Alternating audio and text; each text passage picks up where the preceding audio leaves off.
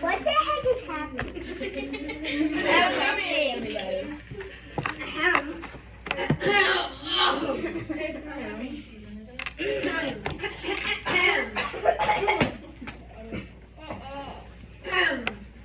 Well, you just pressed a lot of pictures. We pressed a lot of pictures. All right, raise your hand. These are raise your hand. Oh, crap. I don't have the right paper. Gosh, dang it. I'll do that.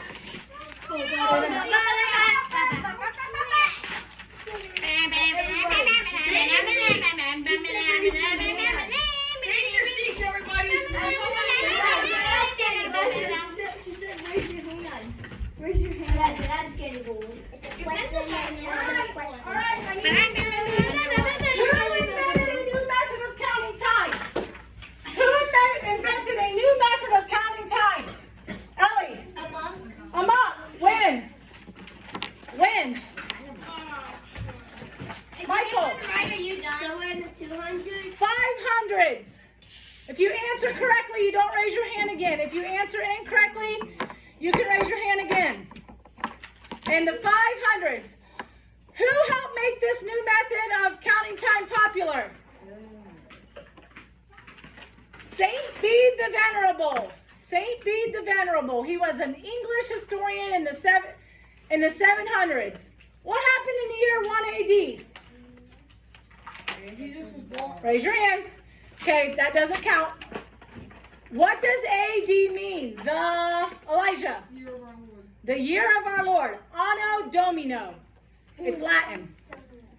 What used to be year 1 before this new system was invented? Blaze? BC. Yeah, it wasn't BC, but do you know the specific year or what happened? Ignatius? When Rome was founded in 753 BC. That was year 1 because for a while the Roman Empire was everything. So 753 BC used to be year 1 until this monk decided what's the most important event of history. What did this monk decide? The most important event of history. Catherine. Blaze. Right, the death of Jesus. That's the most important event. However, he made year 1 the year Jesus was born. So 33, Jesus died when he was 33. He made year 1 the year Jesus was born. All right. What does BCE mean? Like if somebody doesn't want to say BC, but they want to say BCE. Michael. Before Common Era. Before Common Era. And why would somebody use BCE instead of BC? Grace. They don't want Jesus in history. They don't love him. They don't think he's important. Whatever. They don't want anything to do with Jesus. Maybe they're an atheist. They don't believe in God. Okay. What does BC mean? Jackson. Before Christ. Before Christ. So when I talk about years before Jesus is born, I say BC. I say before Christ. I don't say before Common Era. All right, do we live in modern times or ancient times? And what does ancient mean? Do we live in modern times or ancient times? And what does ancient mean? Everybody. Modern. Live in modern. Ancient means long ago. Long ago or long ago. Okay. In ancient times, the Fertile Crescent is where what began? What began in the Fertile Crescent? Right here. Right here, the Fertile Crescent. What began there? Ellie. Huh? The Garden of Eden was somewhere in the Fertile Crescent. So, one page, you're coloring Sargon, one page. All right, you see the Fertile Crescent here? Map. When I yell map, you stop coloring and you look up. Map, green. Fertile Crescent is green. Let's find that up here on our world. Here's the Mediterranean Sea. And here are the two rivers. Can you see those two blue rivers? Yes. They are down here. When I come up here, they are here. What are the names of those rivers in the Fertile Crescent? They were also in the Garden of Eden. Hayden. Tigris and Euphrates. Tigris and Euphrates. So the Bible tells us there are 4 rivers in the Garden of Eden. 2 of them were the Tigris and Euphrates, and they were also in the Fertile Crescent, which if I wanted to take that green, I'm still doing map. If I wanted to take this green and put it up here, that's where it would be. We live way over here, okay? But that's where it would be. That's where the Garden of Eden was, somewhere in that Fertile Crescent. That's where the first nomads settled down and lived and stayed, and they quit being nomads. Why did they settle there? Okay?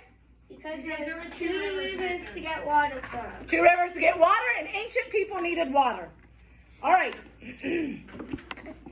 Okay, today's lesson. I had a couple more questions, but we got to start. My review is up.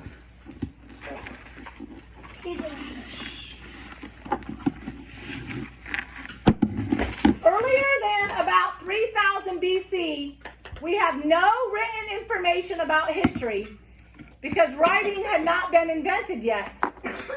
So the years before 3000 BC are known as prehistoric times. Writing had not been invented. Before 3000 BC, we call them prehistoric times. For thousands of years, no one knows exactly how many, although if St. Catherine Emmerich and probably future St. Louisa Piccarreta, definitely future saint, not probably, definitely future canonized St. Louisa Piccarreta, if they are right, then the descendants of Adam and Eve would have only roamed the world for about 2,000 years before Abraham came along, if they are right. But we're not 100% sure. I haven't actually read their writings. I just have heard that it's in both of their writings from knowledgeable people, so I trust those people. All right, so it's possible that we do know for how many thousands of years the descendants, which would mean grandchildren, great-grandchildren, great-great-great-grandchildren, on and on and on, of Adam and Eve wandered the world, living on what they could hunt and kill or find growing wild. Because what were they, everyone? Nomads. You had to hunt and kill your food or pick it. They lived as nomads. Last lesson we learned that the first place that nomads settled down was Mesopotamia, which is Between the Tigris and Euphrates. okay, and in the Fertile Crescent, which has the Tigris and Euphrates, and Mesopotamia is between that. They quit hunting and gathering and began to be farmers. The change from hunting and food gathering to farming and raising animals for food first occurred here in Mesopotamia.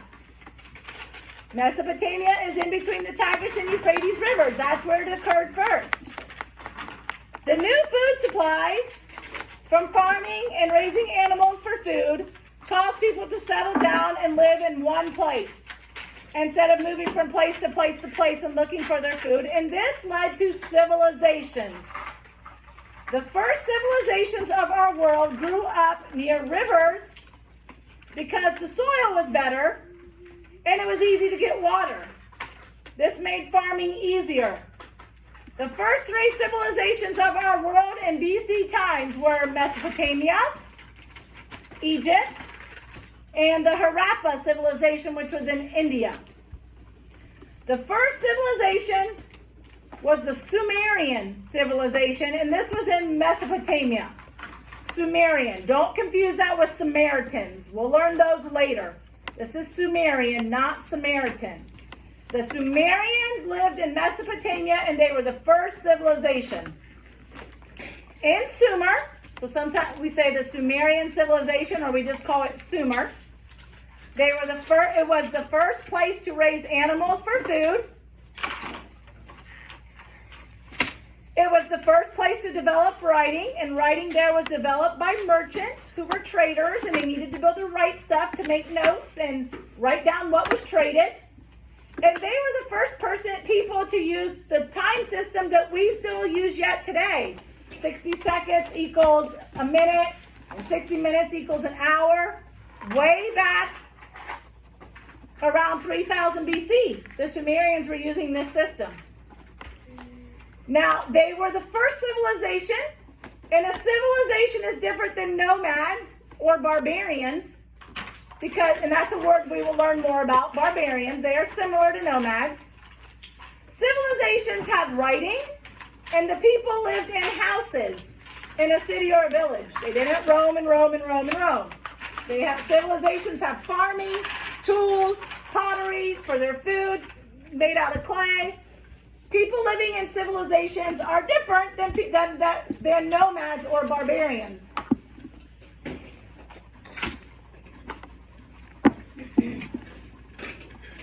All right. So when a group of people live in houses and they are part of a city or a village, what do we call that? Everyone. Civilization. A civilization. People settled down, began living in one place, started farming, raising animals, and that's how the civilization began. Now, when civilizations began, do you think there were more nomads or less nomads? Less. Right, they settled down. Less nomads traveling.